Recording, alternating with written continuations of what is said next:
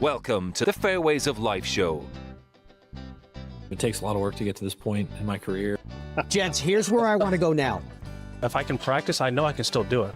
Great players are ones who rise to the occasion. And go again. With the most candid interviews. Well, I'll tell you a little story. Ice cream is the motivator. But an ice cream is so good. Stunning. Taking you beyond the ropes. Maddie, let me just bring you over here. So there's the Ryder Cup Masters Trophy. Here's your host, New York Times best-selling author, Matt Adams. What is going on, folks? We've got a great show planned for you today. That man, Ryan Fox, will be our guest coming up in just a couple of minutes. He, with a one-shot victory at the 154th Open at Royal Birkdale, as we welcome you into our PXG custom studio. You have never played like this before. The Gen 8 irons are engineered around a pair of revolutionary adjustable weights, one on the heel, one on the toe. Those numbers, they represent how much weight sits in each position. Shift the weight towards the heel or toe during your fitting to fine-tune your ball flight. More draw, more fade, more control. Curious about your number? Book a Gen 8 fitting to find out. Log on to pxg.com. Let's take a look at the numbers for Ryan Fox. 3 PGA Tour wins to his credit. The DP World Tour wins, number 5. 20 professional wins overall. Currently 23rd in the world. Second in International President's Cup standings, 21st in FedEx Cup points, currently 205 DP World Tour starts, 94 PGA Tour starts. He's played in 29 major championships. This victory was his first top 10, 40 career top 10s between the PGA Tour and the DP World Tour. Second player to win the Open from New Zealand. The first, of course, was Bob Charles in 1963. Third player to win a men's major from New Zealand. He is 39 years old. So you guys remember a few weeks back, Ryan Fox joined us when we were broadcasting live from the Travelers. And we got a great reaction from that show because Ryan is such a relatable guy. And it was a very interesting conversation, took us through his family and more. Then he goes and he wins the Open at Royal Birkdale. How he won the Open at Royal Birkdale was absolutely amazing. If you look in retrospect at the statistics of this champion, check this out. First in strokes gained total at almost 13. Now remember, strokes gained is measured against the average of the field. So this is gaining 13 strokes on the average of the field total. Strokes gained putting, positive 9+. This is unbelievable. 5th in greens and regulation. 10th in strokes gained off the tee. 21st in strokes gained approach. If you compare that to 2025, for example, when he won multiple times on the PGA Tour, greens and regulation, he was ranked 157th. Strokes gained off the tee, he was 120th. And driving accuracy, he was 173rd. That shows you how remarkable the performance was and what this man is capable of channeling. On the greens, again, if you go all the way down the bottom of this chart that Dom and Andrew put together, final round putts made from 5 feet, 9 of 9 for 100% when you consider everything that was on the line. Final round strokes gained putting, he was first, positive 3.96. Quite remarkable indeed. It's a pleasure to welcome Ryan Fox to the show now. And Ryan, start out by saying once again, congratulations to you, my friend. I'm sure you're not getting tired of hearing that. No, I'm definitely not. Thanks, Matt. Yeah, it's been a pretty whirlwind couple of weeks, as you can imagine. But I still don't know if I quite believe it yet. But it did happen. The video that we saw, I believe it was from Auckland, and it was so cool because we don't often get the chance to see you enjoy the spoils of a victory of this scale. Go ahead, Andrew. Let's play this video. And Ryan, you take us through, if you would, please, what's happening here. Yeah, so we decided we're going to go back home to New Zealand, and they wanted to do a public reception.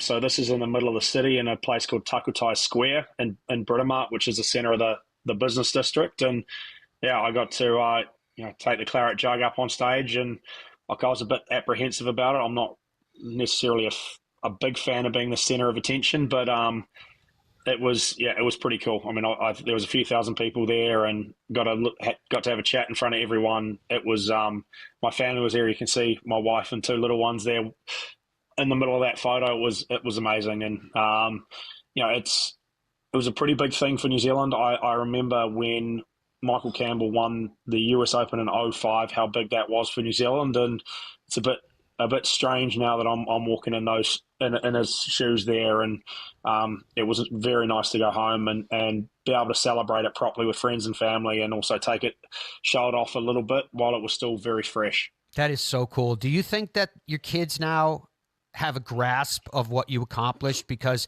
this is you at a whole new level. The older one's definitely starting to. She's kind of joking, "Oh, Dad, you're really famous now." Like, I'm like, I don't know, maybe, I guess. But I think they were just excited that they were joking to bring a trophy home the week of the Open, and I was like, "Oh well, I'll try." And then I got to bring two home, which one was a replica, one the real claret jug, and they think they've got one each out of it at the moment. I've had to let them down, say no, I've got to give one back, and the other one's mine. But you can definitely look at it and hold it. It's been cool seeing them. They came up on stage with me, which was completely unexpected. Back at home, my oldest jumped up on stage and wanted to sit with me, and then as soon as she did it, the youngest was like, "Well, I'm not missing out," so she comes up on stage, and it was really cool to be able to share that experience with them as well. I'm not sure they understand what it was, but there'll be some pretty cool stuff to show them down the line. Maybe some embarrassing photos at their 21st or something like that we can show them. But yeah, it was cool that they were a part of it, and amazing that New Zealand wanted to do something like that. It is very cool, and it's apropos too. So I have to ask you then, Ryan, the obligatory question: what have you put into the claret jug as yet? It's mainly been wine. So we had a party when I got up. I spent some time with family. We had my wife's side over the first night we got back to New Zealand. We went out to my mum and dad's with my sister and stuff the second night. We were home, and then we hired out a venue the third night. We had about 50 people come, really close friends and family, and I think we drank 18 bottles of wine out of the claret jug that night. So we did it pretty well. There's some photos that will never see the light of day from that evening, but it was a lot of fun. My mates are all absolutely mad King golfers, and they thought it was unbelievable, and to be able to share it with them and pass the claret jug around and let them have a drink out of it and everything. It was an unbelievable night, and we did it properly a couple of times. Now the claret jug is going to be just put to rest a little bit, give it a bit of a break. Yeah, I did it. I also got to share it with the All Blacks, so I went into the All Black camp. They've got a big tour to South Africa coming up. Obviously, that's pretty important for me with my family's history. Like, I grew up with rugby. It's a big part of our lives. So to get invited in there to do that. And they were nice enough last year. There's something called the Bledisloe Cup, which is the trophy between Australia and New Zealand, which my dad got to drink out of a few times, and the All Blacks won that last year, and I got invited to the game hosted by them and got to drink out of the Bledisloe Cup in the changing room after the game, which was very cool. So I took the claret jug along to the All Blacks camp and said, "Hey boys, like to repay the favour," and we did fill it up with a couple of beers for the boys, and they just had a little drink out of it before they left to go to South Africa, and it was pretty awesome to be able to repay that favour. Gosh, that is so cool. I have a chill going right up my spine here in that story. It's amazing. When you were with us last, we talked about your grandfather Merv and the fact that he was a legend on the cricket side in New Zealand. We obviously talked about your dad, Grant, in the All Blacks. Was there any time as you were trying to make it as a professional athlete in your own sport of golf that you felt in any way overshadowed by their legend, and now you have a legend of your own? I mean, I would say overshadowed is maybe not the right term for it, but I was for a long time, I was always Grant Fox's son, and I'm good with that. If that's still the case in New Zealand, no problem with me. The All Blacks are huge in New Zealand. It is a massive deal. The whole country gets in behind them. But yeah, I feel like there's at least going to be a discussion about who's got the biggest legacy in the family now, which is pretty cool. And Dad's got the inaugural. Won the inaugural Rugby World Cup in 1987, and I got hold of the claret jug. So there's two pretty iconic trophies in sports to have in our family. There's no doubt about that. Foxy, on Sunday, I do the world radio feed for the Open. So on Sunday, along with European Tour player, Paul Eels, we were assigned to you and Sam Burns. And so the perspective that I had of what you were doing on course, I'm curious if it's different than the perspective that you had in some cases. I want to start with, first of all, the fifth hole. So this fifth hole on that Sunday, 321 yards, right? You hit your drive. We were standing on the left, so we're over that bunker calling your tee shot at this drivable par 4. Your tee shot comes left, goes almost right over our head, and there's a little burn there that had a temporary bridge that they built right here. Could you take us in from your perspective, 279 yards from the tee over here? What happened from your perspective right here? Yeah, I mean, it's not the most comfortable tee shot, especially it's kind of playing in and out of the right. I felt like I had to hammer the tee shot to kind of get it up over towards the left-hand side of the green and give an angle, and I just towed it and I hooked it with the wind off the right. So that's never very good. I knew that burn was there, and when walking up, we're just kind of hoping it's not in that burn. And I think there was someone in the crowd that it got on the arm and it dropped down pretty close to the burn, but I had a kind of nice little shot up the green. Wanted to make sure I didn't do anything silly with it and just kind of pitched it up to 30 foot and made par. And that was kind of one of those ones that, I got away with one there. It was probably the worst shot I hit in that last round. And just, sometimes you need a little bit of luck in golf, and I managed to get it on that hole. But the significance of it was that on that same hole, Sam Burns, who wasn't in trouble at the time, he ended up making bogey. And it was the reason why I chose that hole was because of what we witnessed so close to it. I watched you walk up and see that you could ultimately get your club behind it. You hit it to about 33 feet and two-putted. It showed a resiliency early in the round. Now I'm going to go to where I'm going to go to the end. We get to the 15th, 241 yards for your tee shot. Again, I don't know what you could see from the tee, but I was only standing about 20 feet away from the edge of that bunker calling the shot. Where your ball pitched into the top of that face was about 6 or 8 inches from clearing. But then it ricocheted down on the inside of that bunker. When you walked up to it, what did you see? What did you and Dean decide ultimately you had to do? Yeah, I mean, first of all, I was really happy with the tee shot I hit. Like, it's pretty glary back there. I knew it was the right line. I knew I was covering the bunker, but if I hit one more, it was going over the back. So, yeah, I knew I had a good shot, and then I didn't see it bounce. I was like, oh, maybe it's in the bunker. That bunker shot's not going to be too bad. And then walking up, you could see a lot of the on-course guys. I think Radar went in and stood over it and had a really good look. And at that point, it's not going to be good. Like if it's okay in the bunker, they give it a click glance and keep walking. But when guys really bend down and have a look at it, it's not going to be good. And honestly, when I got up there, it was so bad that I only ever had one option. I couldn't get club on it any other way, and I just had to do this, hit it out backwards. And made sure I had to make sure I hit it far enough that I wasn't pitching it over the bunker for my third shot. And, as soon as it was in there, I knew I had to make 4. And, hitting it out there was the best chance I had of making 4. And then I had a really good pitch shot from there and hold a nice, maybe 6-8 footer I had for bogey there. And that, I think there was a little fist pump when I hold that, which I don't do very, very, very often. And that was, I knew that didn't take me out of the tournament, but that's a hard hole. Like making 4 on that wasn't that bad. I had a good shot, so I couldn't be disappointed in that. And then, that say 17 at that point, it's a downwind par 5. You've got a chance of making birdie. I've got a chance to get myself at least in a playoff. Obviously, I didn't birdie 17, but did hit 2 great shots into 16 and 18. And that 15th hole, if I make double there, I probably end up finishing 4th or 6th and still walk off and go, oh, that was a pretty good week. But I got a bit unlucky on 15, but to handle it how I did, to make that bogey, and then go on, and that really set the platform for those last 3 holes. That I still felt like I had a chance. I think it's going to be textbook. Years and years and years from now, people are still going to be talking about the way that you guys played 15, accepted the bogey. So you get to 16, which is a fairly straightaway. Second half of the hole is all uphill to infinity green that falls off steeply on all sides. And take us through the approach shot that you hit coming into 16 and then the birdie putt that you had. Yeah, I felt like I had a good tee shot, ended up just in the left first cut, which, it didn't matter at that point. They were so dry, it was like hitting out of the fairway.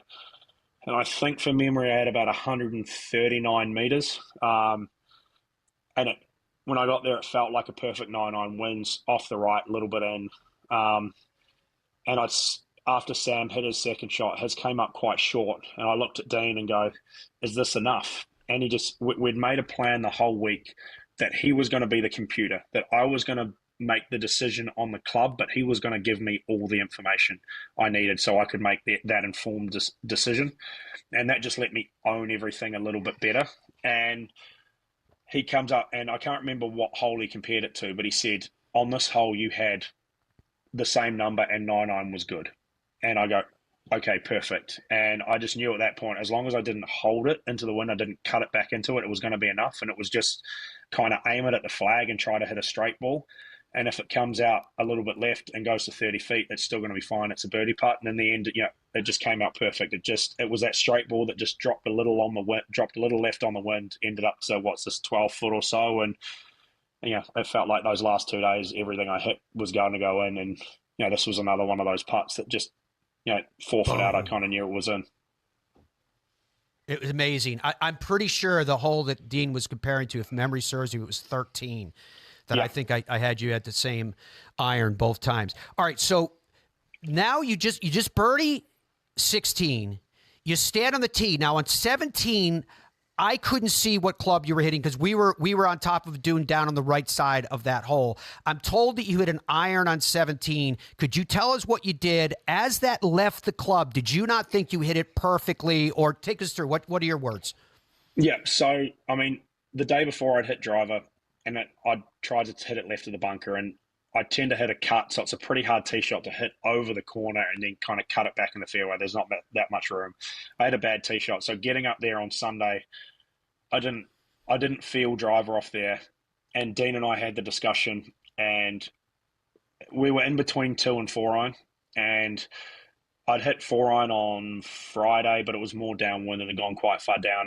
And I'd made the call there that even though 2-iron had a chance of going in the bunker, I wanted to take it on because I felt like if I laid it back with 4-iron, I'm probably going to end up with maybe a 3-wood in, and that's not a very comfortable second shot. I'd rather have taken it a bit further up, and if 2-iron stays short of the bunker, I've got maybe a 4 or a 5-iron in, and that's a much better birdie chance.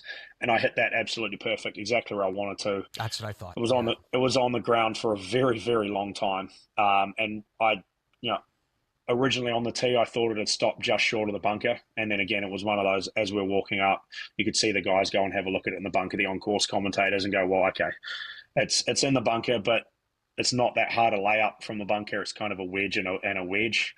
Obviously mine only just rolled in, so it was a bit more of an uncomfortable layup. But in the end, I got it to a pretty good number for my third and hit a really good third shot in there and almost made the putt. But it was one of those ones, again, there was some acceptance beforehand that if it had gone in the bunker, it was okay.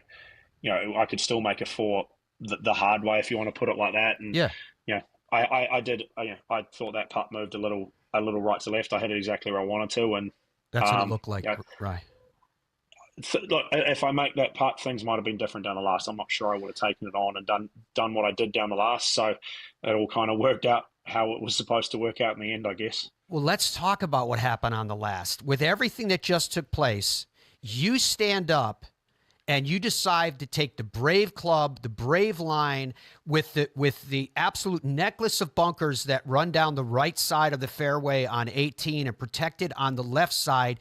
You do this. Take us through. Yeah, I'd said to Dean on the tee, I'm going to take this on and I'm prepared to live with the consequences. And it was a comfy enough tee shot for me. I think, I could aim at that left bunker, know that I had the first one covered with driver, and then hopefully just hit my little cut down there. And I hit that like as good as I can hit it. If you're being picky, I might have hit it like a touch high on the face, but it went dead straight. Like it was the exact shot that I envisioned in my head. And it was one of those ones, I think, if you try to lay up and get yourself in a playoff, hit 5-iron like you could on that hole, the chance of making 4 is pretty slim. I think, that green was pretty hard to hit with a 5-iron. It's not that easy to get up and down. And even if you hit it to 40 or 50 foot left of the hole, like that's no gimme 2-putt. And I think if I'd have done that and made bogey, there would have always been something in my head, going forward, that what would have happened had I taken that shot on. And I'm glad in the moment I was brave enough to make that decision to go, okay, well, if I do stuff this up and it doesn't work out, I'm prepared to live with the consequences, but I'd rather,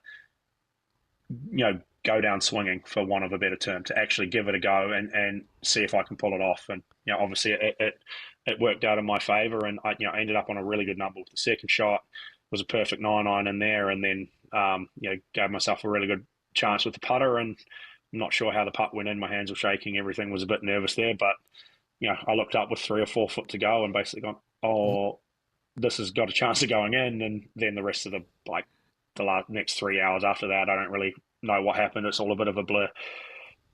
It's classic. What I'm going to show you, here I am asking you to judge what you've done.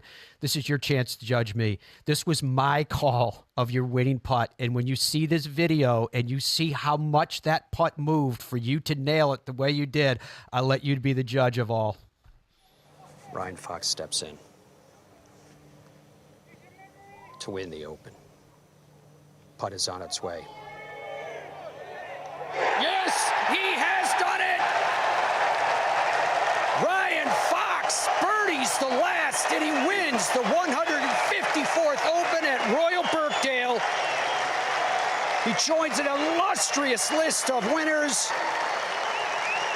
Peter Thompson did it twice, Arnold Palmer, Lee Trevino, Johnny Miller, Tom Watson, Ian Baker Finch, Mark O'Meara, Padraig Harrington, Jordan Spieth. Add the name of Ryan Fox, forevermore known as a major champion. He has won the World's Championship, the Open, right here.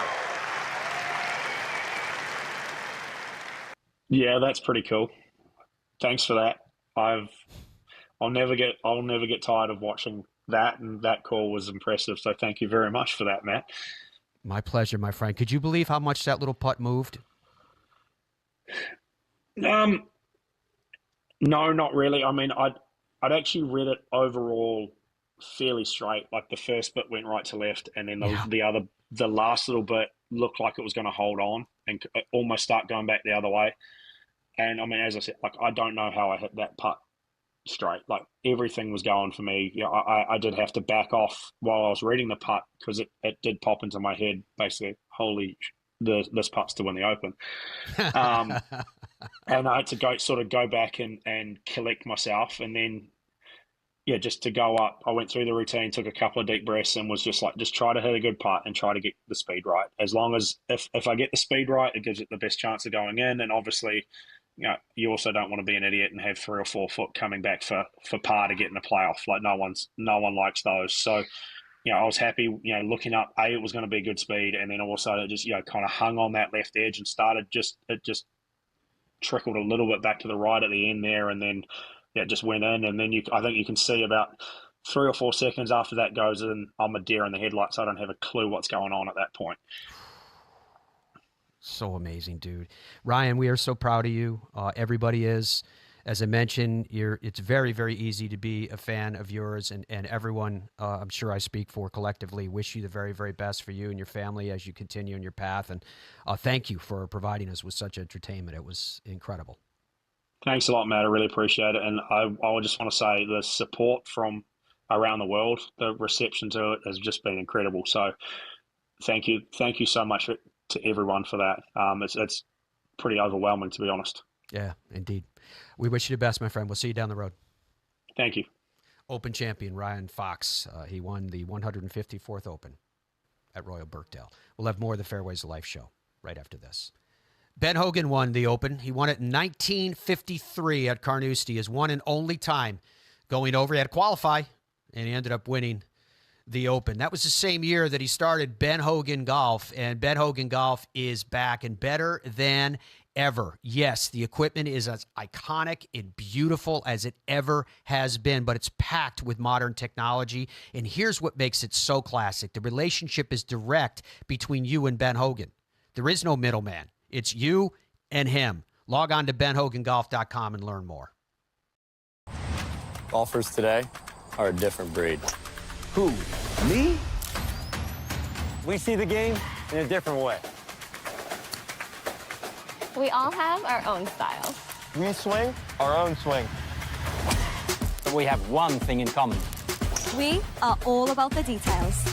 Introducing the Revel line of grips from Superstroke. With 3 distinct offerings to choose from, the Revel is in the details. In Ireland, golf is more than just a game. Come and experience our world-famous links courses and our world-famous Parkland courses, all set alongside world-famous scenery. And visit our world-famous historic sites. And while you're here, enjoy our world-famous hospitality. Fill your heart with Ireland at ireland.com/golf. Ben Hogan Golf Equipment is back. Established in 1953, we serve golfers who demand excellence of their equipment. Designed by the game's best engineers, forged in the world's best foundries, and built to order in the USA. Don't settle for off-the-rack disappointment. Elevate your game with custom clubs at direct-to-consumer pricing. Exclusively at benhogangolf.com. That's benhogangolf.com. When you play PXG, everything clicks. That's the sound of confidence, of performance, of knowing your new PXG Gen 8 irons and new Lightning Woods are designed and custom fit for pros and golfers just like you. A better game is just a click away. Visit pxg.com to learn more. PXG, you've never played like this before. Every golfer dreams of reaching the next level. FlightScope Mevo Gen 2 gives you 18 data parameters with the accuracy you demand to improve your game, all measured with FlightScope's patented fusion tracking. Its 6-hour battery life gives you uninterrupted play and practice outdoors and indoors. Tee it up on the included simulation bundle. See your shots come to life with the FlightScope AR Tracer. Have fun, improve your game, shoot lower scores with no required subscriptions. Buy your FlightScope Mevo Gen 2 now at FlightScope.com. Head down, water down the left, bunker down the right, take the club straight back. Wandering minds. When golfers lose their focus, they're totally... But Bridgestone can help. Introducing Mindset. The ball scientifically designed to keep you focused. First, identify your target. Next, visualize your shot path. And then focus on the green dot and smooth one. Play the Tour B and E12 with Mindset technology. You see what happens when we work together? Stuff like that.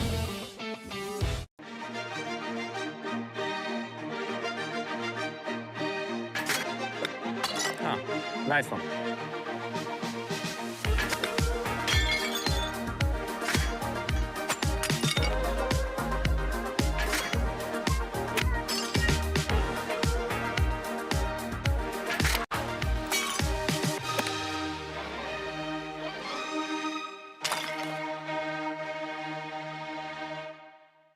Hey, I'm golf broadcaster Matt Adams, and I have skin cancer. Just like almost 10% of the U.S. population, but even more scary, 30% of us golfers. So once again, the legacy of Arnold Palmer is leading the game with Arnie's Mineral Sunscreen.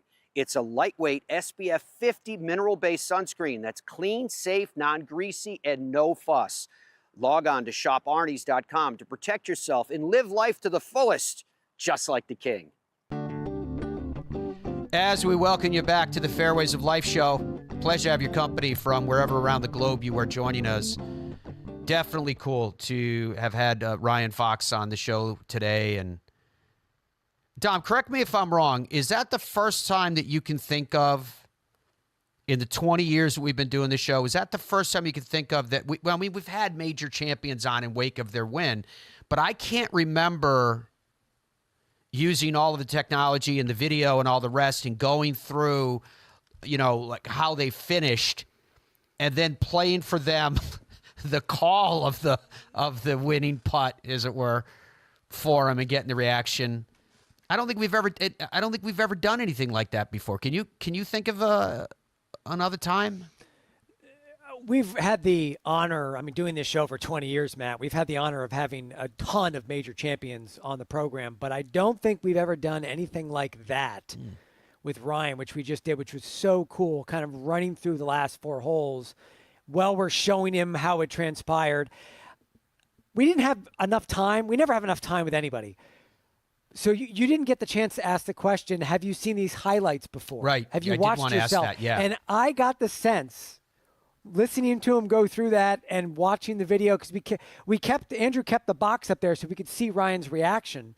I got the sense that he hadn't really watched any of that stuff with the whirlwind that's been going on for the last 10 days. And so that was kind of cool to see his reaction to that. And especially at the end with your winning call, when his reaction to that, you can tell for someone like him, with decades of professional golf, I bet he could watch that on a loop for the next 10 years and never get sick of it. Well, you know what's interesting about it is that, we're in studio. So in front of me on the wall that you guys can't see behind the cameras are all the monitors, right? The monitors are relatively small in a studio. They're not the size that you would have, say, in your living room when you're watching the show. So I'm watching the monitor that has the cut-in that Andrew put in there, where we can see the reaction of Ryan as he's watching all this go down. But in another separate screen, I've got a full screen of him, because that's the feed coming in from wherever he is. I don't know if he's back in the USA or if he's still in New Zealand or where he is. But I could see on that screen, which is probably the monitor screen in here, I'm guessing it's not 42 inches, whatever the size is under that, the standard size of these monitors. I could see him reacting. I'm like, I hope you guys can see it. So I actually think that this is one of those instances where, for the audience, I know the majority of you are watching it on a big flat screen someplace, and I'm hoping that you can see the way that he was reacting to what he did. The other thing that I got a real kick out of, and I mentioned this to Dom when we were just in this break, was that he said he backed off. Right? You just heard him say it. He was talking about his nerves. Obviously, that was the context. I backed off, took another look at it. And I said to Dom, chuckling, he backed off when it took him 22 seconds to execute that putt. So somewhere in 22 seconds. on the television coverage in the States, Matt, they didn't get to him in time. They were on a hero shot of Sam Burns. So Sam Burns is finishing, and they're showing Sam Burns, and they're like, oh my God, he's putting. Yeah. They had to go. They're like, oh, get back to him. That's pretty cool. Very cool indeed. So this time of year, of course, there's so much going on. There's much that's happening that actually culminates. We'll be seeing that on the PGA Tour. I'm hosting the world coverage for those of you outside the United States, whether you watch the PGA Tour in Sky, if you're in the UK or Ireland, what have you. I'm with Rich Beam and Radar will be out on the golf course for us this week. So I'll be hosting that coverage. And of course, if you're domestic, if you're in North America, PGA Tour Live will have all of your coverage on their various streams. I'd be curious what you guys thought about the stream that had no announcers last week. It was just the conversations between players and their caddies and more. And who did they pick for that?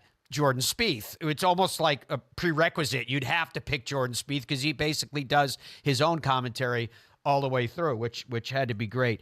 But we've got the last regular season event on the PGA Tour, right? So the number 70 is massive this week because that's the number of players that will march on to the 3 weeks of the FedEx Cup playoffs.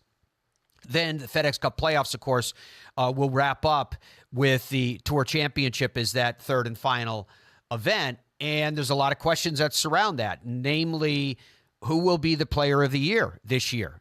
It's not clear of the same. Last week, we saw the last event for the women's side on the majors with the AIG Women's Open. So we want to talk about that. The European Solheim Cup team is locked down. We want to talk about that. Coming up, we're going to talk more about the United States President's Cup team because their captain, Brandt Snedeker, spoke this week, and I want to get to some of that. But first, Amy Bolden is joining us. She's a former LET professional, broadcaster as well in her own right, both radio and television. She was part of our team at the Open at Royal Birkdale, and this past weekend, she was working the AIG Women's Open.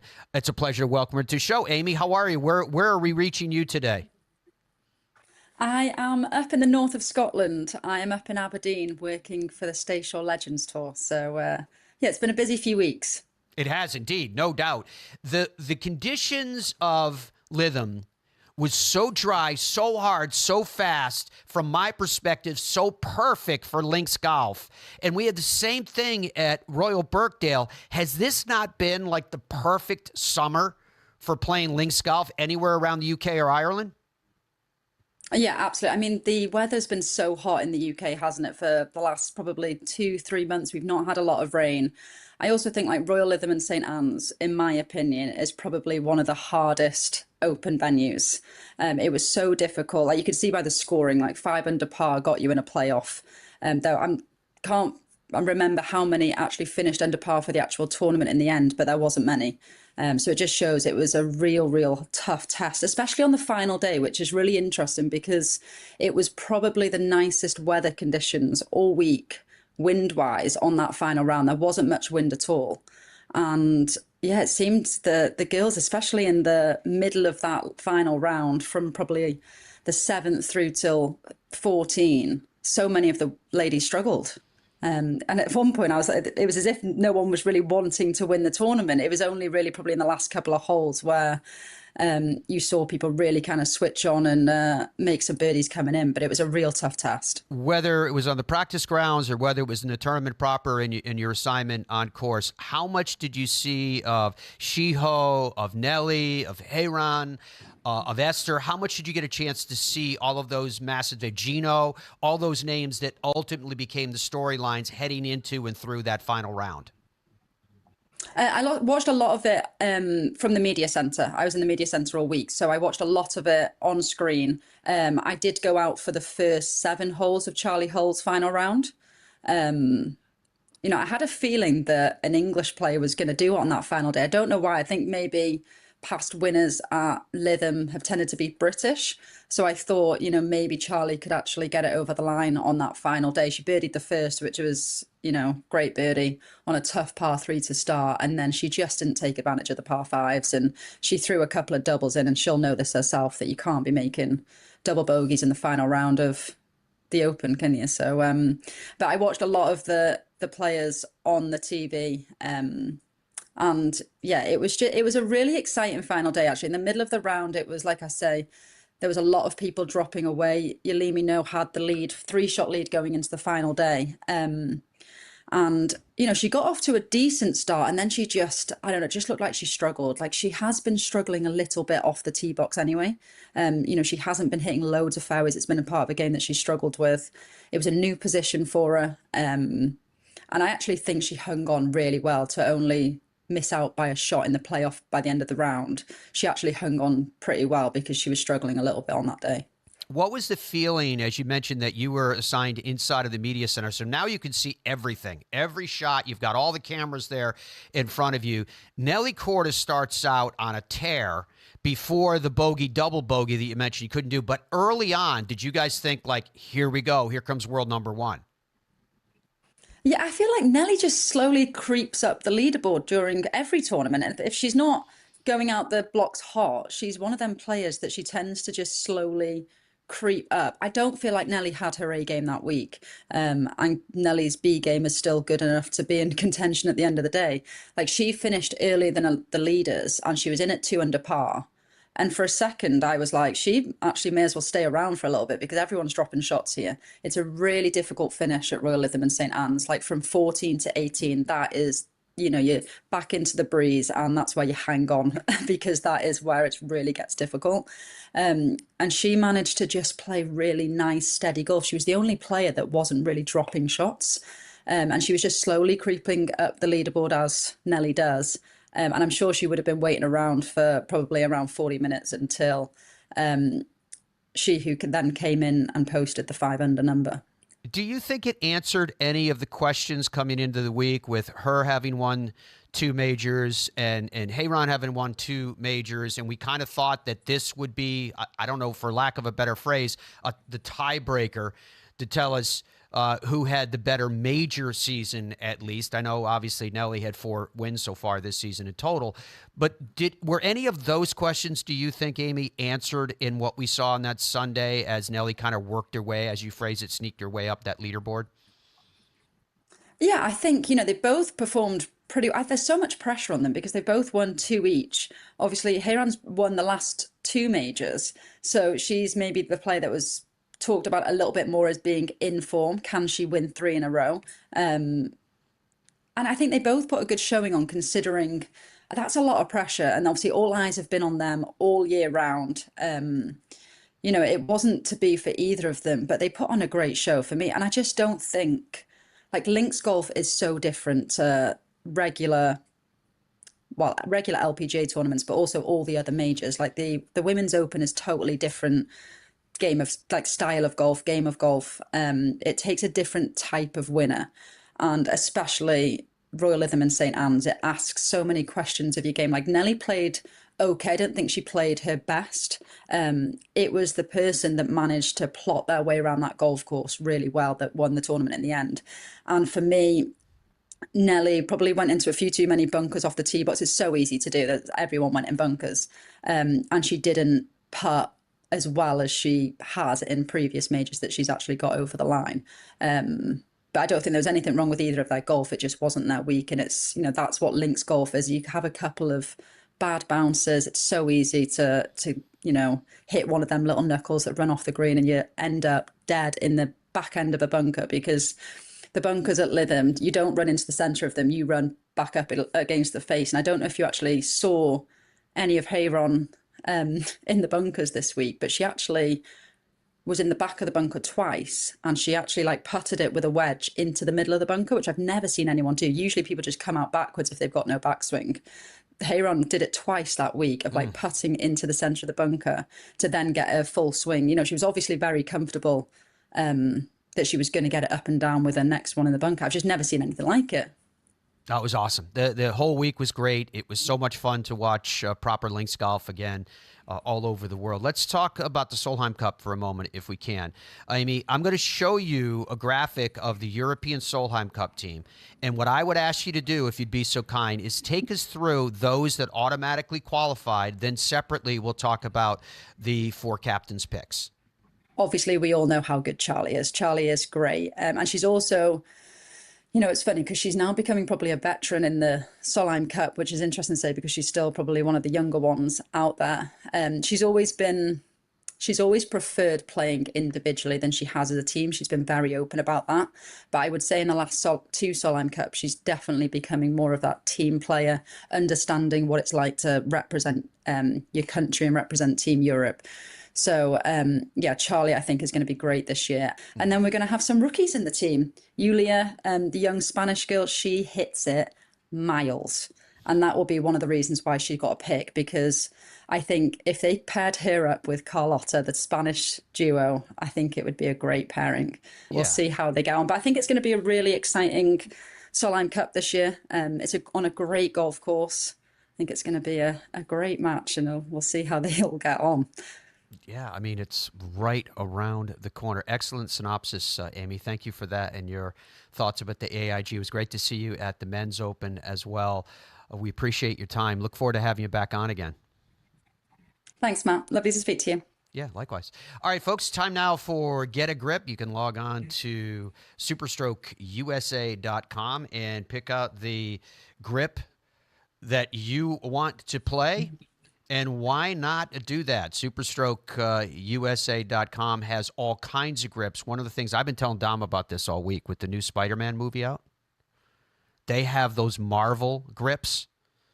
I'm serious. Check them out when you go to the website. You'll get a chance to see it. And they also have, if you're trying to figure out what grips are right for you, whether it's a putter grip or whether it's for your clubs, they'll take you through the questionnaire and they'll narrow that down. So major championship venues for both the men and the women for 2027 are mind-blowing. Look on the men's side. PGA Frisco is the new world headquarters for the PGA of America, as it were, but they're hosting a major championship, so that brings in the world element that I'm referring to there. That's a Gil Hunt's design down in Frisco. But then for the U.S. Open and the Open, Pebble Beach and St. Andrews. Are you kidding me? On the women's side, Chevron starts Memorial Park, but then the U.S. Open is at Inverness. The KPMG, Congressional, then, of course, the Avion, we know, and the Open at Royal St. George's. Absolutely Incredible. All right, back with more of the Fairways of Life show. As I promised you, we still want to talk about the President's Cup team for Team USA because Brandt Snedeker talked about the same. You will hear from the United States captain right after this. As we welcome you back to the Fairways of Life show, it is time now for Did You Know, presented by FlightScope. The Mevo Gen 2 can give you your numbers. Do you know your numbers? I mean, seriously, if you want to be the best you possibly can be, you have to know your numbers. And the Mevo Gen 2 allows you to do that at a price point that can get you into this level of technology that you can't get anyplace else. And it doesn't require subscriptions and additional money being poured into it. Get the critical data that you need. Talking about critical data. Here we have it. Team Europe's roster and the USA standings accordingly. We were just talking with Amy about Team Europe's roster and the fact that 3 of their 4 picks are rookies. The 4th is Leona Maguire, who she admitted is not playing well this year. She also talked about Carlotta not playing well this year. That's 3 rookies and 2 veterans who are not playing well. That's 5 of the 12. I'm not saying the 3 rookies are not playing well. Don't get me wrong. I'm just pointing that they are rookies, right? So it's hard to flourish in that setting. So you wonder from that standpoint how much and what position that puts them in terms of their ability to perform in the cauldron that is that pressure. And then you saw the U.S. side, which we're going to talk about more because Angela Stanford's going to be joining us on the program. That'll be next week's show. So we're going to go through, just like we did with Amy there, where we're talking about the European side.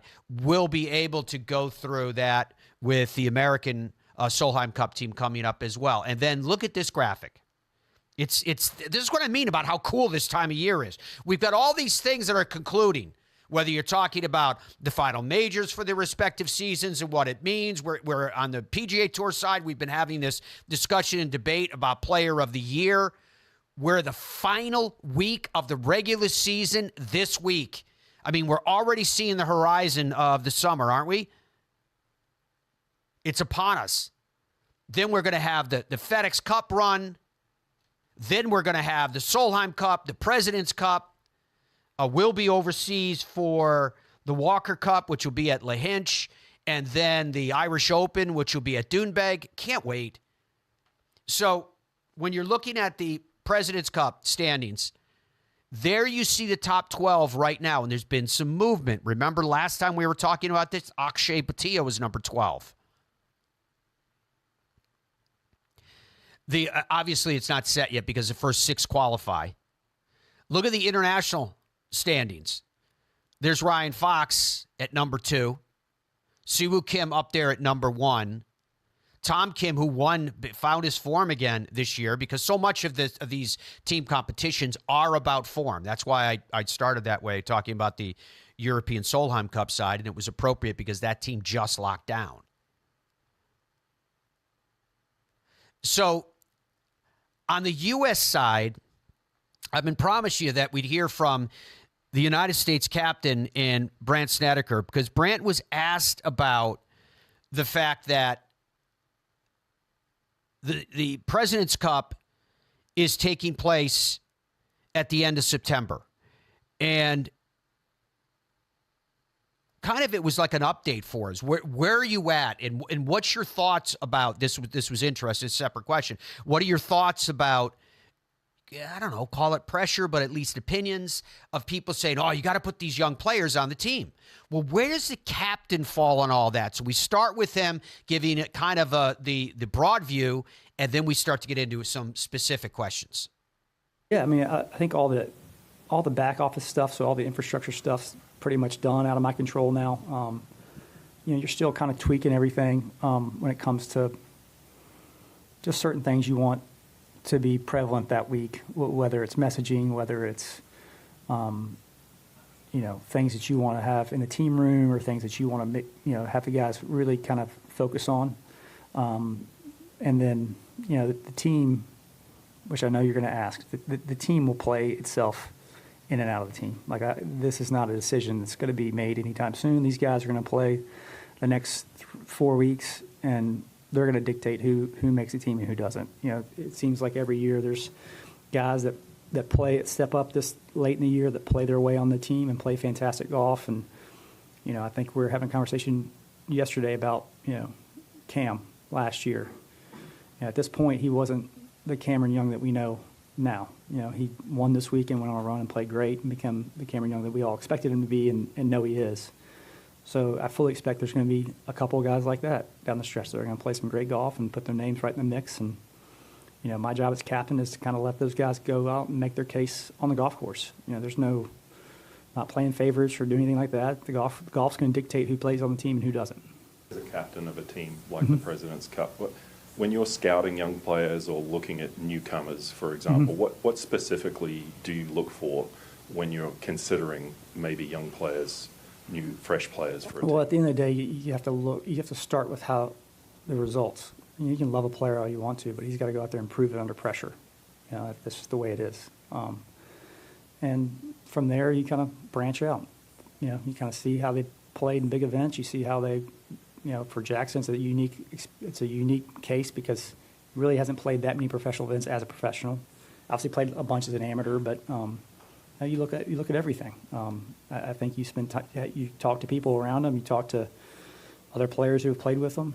You try to get a good sense of who he is and what makes him tick, and then go from there. But there's probably 20, 22 guys that have a chance of making this team right now. So it's kind of wide open, and there's guys who played great golf over 2 years that are right there that probably deserve to be picked and deserve to be on this team. And the golf's going to dictate what happens from here. But I'm excited about the team we're going to put together. I'm excited about the decisions we're going to have to make going forward because at the end of the day, we're going to have a great choice of whoever makes the team. There's going to be a bunch of great players, and excited about getting them in the room. Do you feel like we need to get some new young blood out there, give some new guys a chance?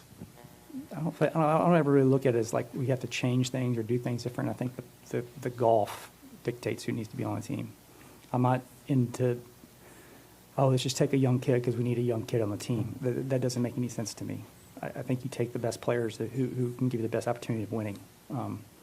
I don't think, you can't discount what people have done, and it's really hard to forecast how guys are going to handle those kind of things. I think you have to look at how they've played, what they're capable of, what their ceiling is, what their basement is, what their floor is, and kind of go from there.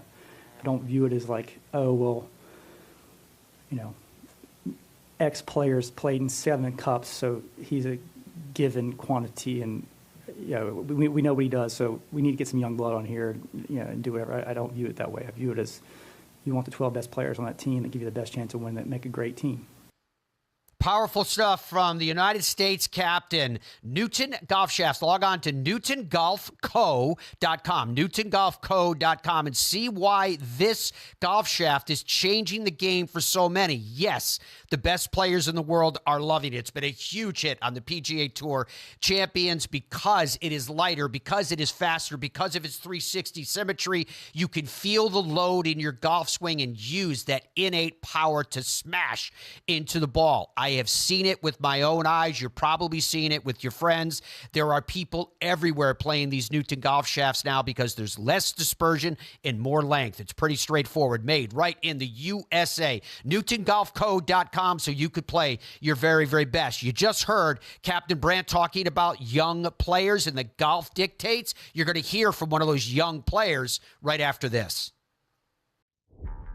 My name is David McClay, golf course architect for the latest course at Streamsong. Welcome to Bone Valley.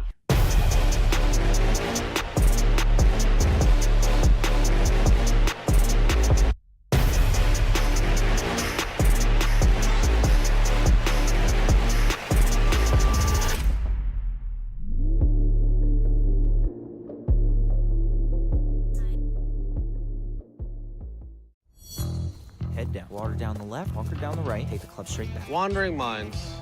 When golfers lose their focus, they're totally... But Bridgestone can help. Introducing Mindset. The ball scientifically designed to keep you focused. First, identify your target. Next, visualize your shot path. And then focus on the green dot and smooth one. Play the Tour B and E12 with Mindset technology. See what happens when we work together? Stuff like that. Imagine your ultimate golf experience. There's a good chance it's Michigan's Magnificent 11.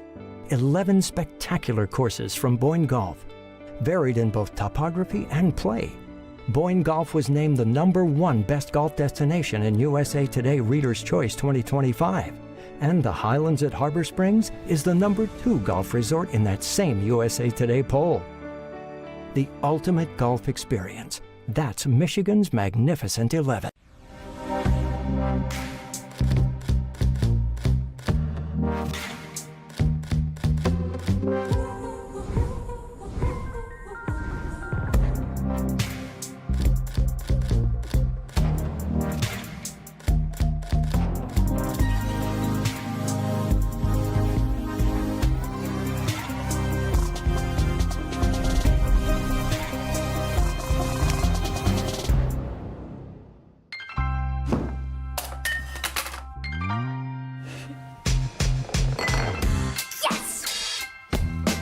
This is golf. Nice shot, honey. And this is Golf's Superstore. Oh, yeah, we'll take this. When you play PXG, everything clicks. That's the sound of confidence, of performance, of knowing your new PXG Gen 8 irons and new Lightning woods are designed and custom fit for pros and golfers just like you. A better game is just a click away. Visit pxg.com to learn more. PXG, you've never played like this before.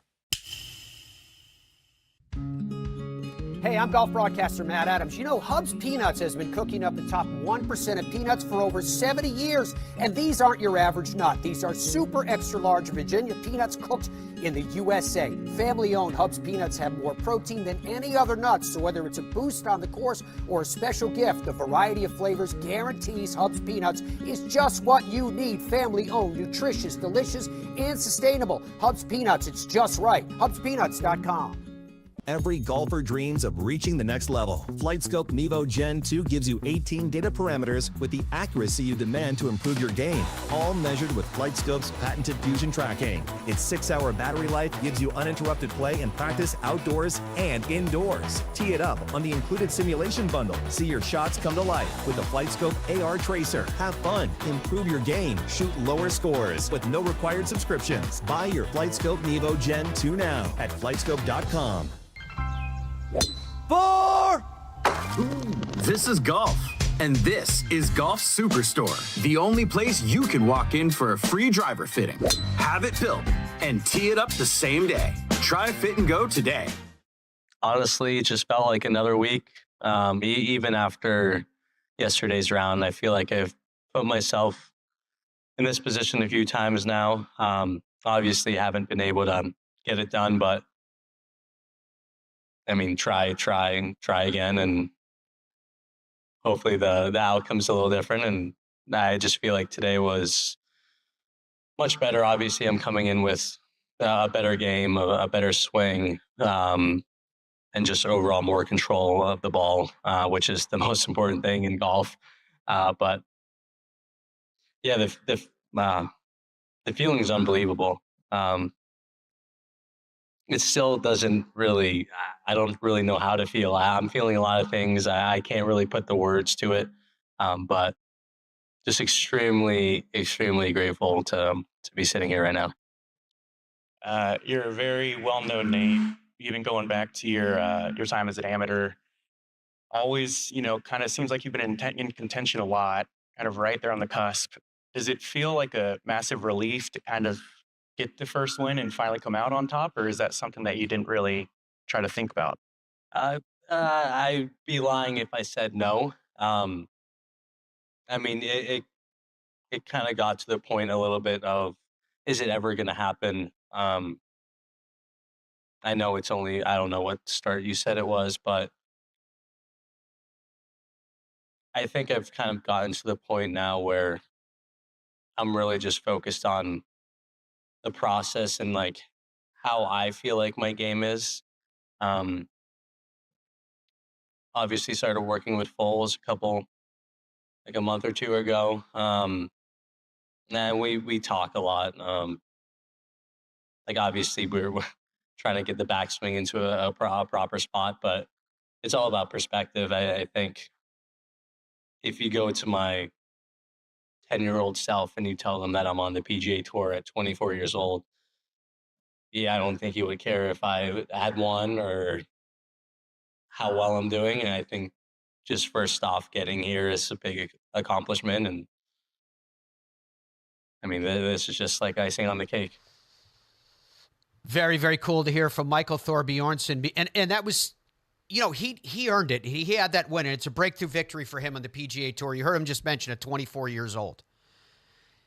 How perfect is the timing where we were having so much debate about Jackson Koivin and should he be put on the team, et cetera. And I kept saying, I love Jackson, but I kept saying, well, what about Akshay Bhatia, who's in his early 20s, won the API, the Arnold Palmer Invitational, and now you have Michael breaks through. He's 24. All of these players deserve that look at by the captain, if you please. And then to hear Brandt Snedeker before it, this is what I love, is it provides us with context. Brandt says, in advance of the Wyndham this week, Brandt says, it's about the golf. Right? It's not going to be about the philosophy of giving them the exposure or building for a future team or what have you. It's about getting the 12 best players right now. My only comment to that is, then get the 12 best players right now. Because honestly, the reputation with Team USA, as they want it referred to, the kind of umbrella Team USA, Ryder Cup and President's Cup, is quite often we see that it ends up not being about the 12 best players right now. It ends up being about, well, this guy's been on a lot of teams and he's great in the team room and blah, blah, blah. And all this stuff starts to play into it. Am I wrong? Do you disagree with that assessment? So if it is about the 12 best players right now, make it to 12 best players right now. That's why at the last Ryder Cup, I disagreed with not having Keegan Bradley on the team. I get it. The captain, that's a scapegoat, gets blamed. But I think it would have been a very powerful motivation if he was out there playing, and I think he could have done it, could have handled it. So with Michael, he was asked about his caddy, J.J. Jakovac, and the benefit of that. And it led to, I think, some interesting perspectives and insights and questions from the media. So let's pick up there and learn more about Michael and his mindset and his perspective. He's done an amazing job. He is, he's been with me for the past year now. This was actually our first tournament together last year. Obviously, caddying for Colin for all of Colin's career up until last year. They've won majors together. They've won plenty of PGA tournaments. They've been top 10 in the world for I don't know how long. So he knows what it looks like. And I think that's kind of made it clear to me if I want to be the best player in the world, he knows what that looks like. And we're always kind of working towards something. So obviously, I mean, we played well here last year, but it just wasn't quite consistent enough. I think these past 3 tournaments, I feel like I've played very solid golf.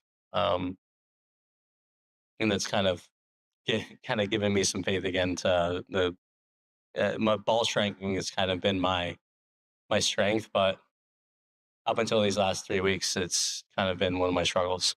Entered on the bubble with the playoff, and now you're in. Just reaction to that accomplishment? Yeah, I haven't really thought about it yet. I think for the next few hours, there's just going to be more people telling me, like, oh, you got into the Masters, or oh, this and that. And I don't know. I'm still thinking about what I'm going to eat. I'm really hungry right now.